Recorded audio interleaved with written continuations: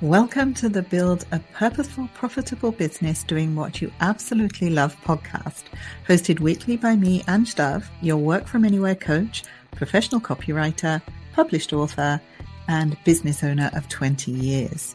So in every episode, I'll be delivering helpful interviews with industry partners and useful bite-sized insights to help you find your voice, position your value, demystify that marketing tech, and help you run your business on your terms around your lifestyle. So come on in.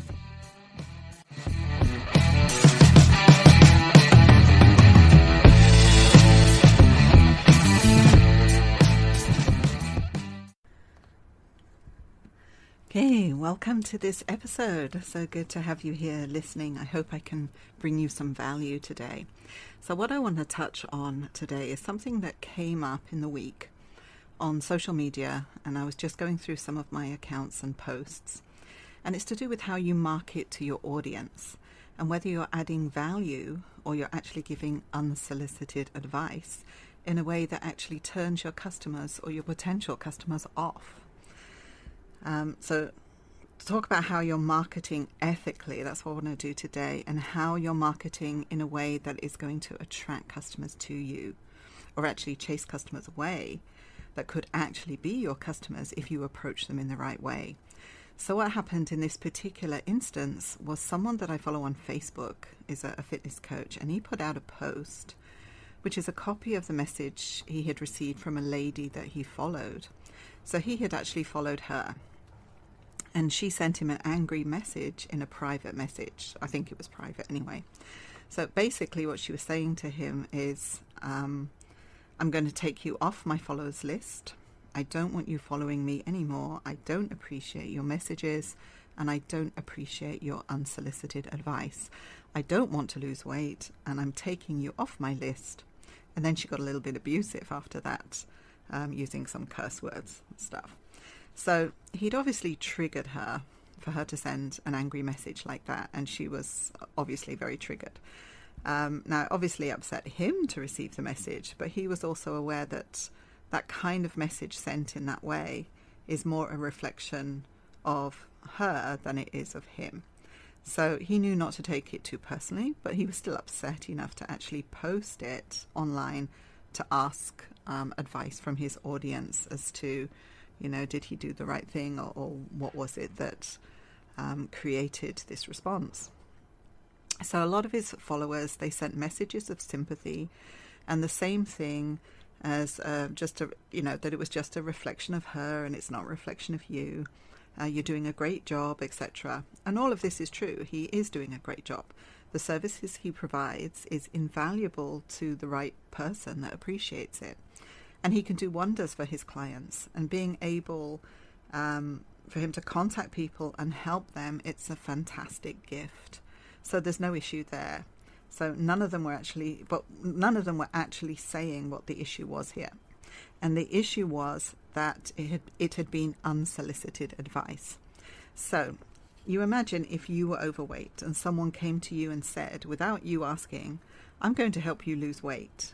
Your response is going to be, well, who asked you?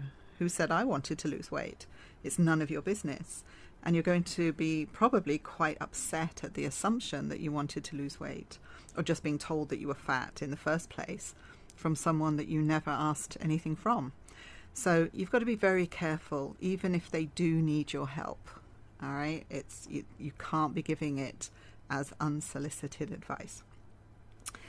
So you know they need your help, right? There's absolutely no point in you reaching out to them and offering your services in a direct way. Absolutely no point, because it's just going to backfire on you like it did with him. And even if they wanted your services secretly and were maybe think of asking, right? But they would in no way would they approach you. Now, absolutely no way. In a similar situation I can think of in my business is that I very frequently get cold emails from SEO companies telling me that my SEO on my website doesn't work, and they'll be quite happy to fix that for me. So my response, would turn the air blue, actually, because it's the same thing. It's unsolicited advice. I didn't ask them for their SEO services, and I certainly didn't appreciate them telling me that my SEO on my website doesn't work, especially because it does. I turn up for the keywords that I want to come up for. So I'm quite pleased with the SEO on my site. I feel it's working for me, and I don't see that I should have to make any changes. And maybe this lady didn't want any changes to her body, or she certainly didn't want people telling her that she did. So there are various other examples, and I'm sure you can come up with some as well, where you've been solicited by someone offering services and you weren't asking for them at that particular time. And also they were doing it in a way that it's actually quite insulting. And that's the key here. These people who may have reached out with the best intentions of the world, but it's actually quite insulting to be told, hey, you need to lose weight and I'm going to help you. Yeah? Or to be told your website is rubbish, right? I'm going to help you fix it. So these kinds of things you need to be very, very careful about when you solicit, when you're looking for business and you're offering to help someone. So this is kind of a difference between what we call inbound and outbound marketing. And you're really wanting people to come and ask you for help rather than you go to them and try and force your services on them. Nobody likes to be sold, but everybody likes to buy, right? But they don't like to be sold to. So really the way around this is to build a relationship with the customer first, add massive value to them through the education around the services that you provide in a way that just comes across as helpful advice.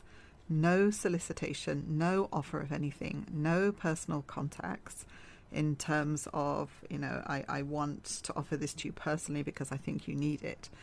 None of that kind of thing. You just want to offer your services only once they've actually come into your world and they have expressed a desire to know more.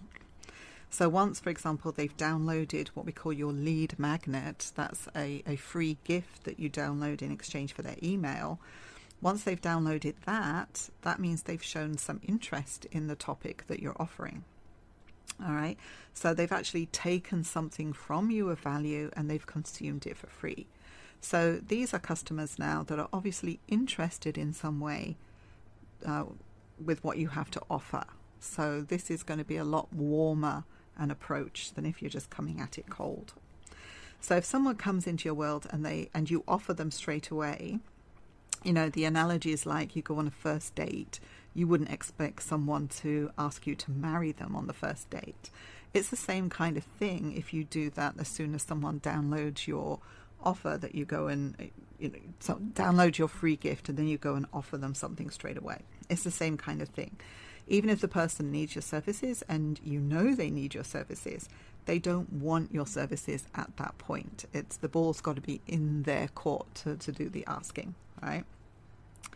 So there's nothing you can do and there's no offer that you can make that makes them take those services, especially if you're imposing on them and it's an unsolicited response. So really the key message here is don't solicit customers, just give them massive value. Create a community where people can trust you and you can build that trust up with them over time. And then when they're ready and they're asking for services from you, you can then go and offer the services they actually need. All right, so just what I'm saying here is really just put yourself into the customer's shoes. And just think about how it is when you, excuse me, when you're getting your customers and how they feel if you approach them in certain ways. And how would you feel if the same thing happened to you, if the role was reversed? How would you feel? So the key here is in building trust. And trust only comes over time. And it comes with nurturing and giving value. So that is what you're going to have to do. If you're going to turn your cold prospects at all, so also that the lady in the message, she mentioned that I don't really know the whole circumstances around that what their relationship was or what happened, but I can only glean from what I had read in the short post correspondence in this particular instance that she had mentioned it was unsolicited, and she'd also mentioned that he'd followed her and not the other way around. So he was one of her followers. So this is paramount to stalking in a way, right? If he's following her, really with the intent just to get business from her and not to consume her business. Again, you've got to imagine how someone will feel if they feel that they're being followed in that way. All right.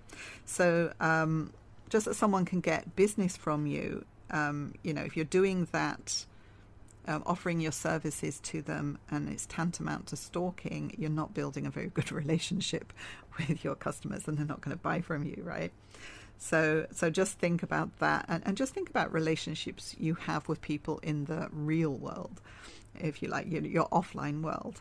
And really, you want to be building relationships exactly the same way in the online world.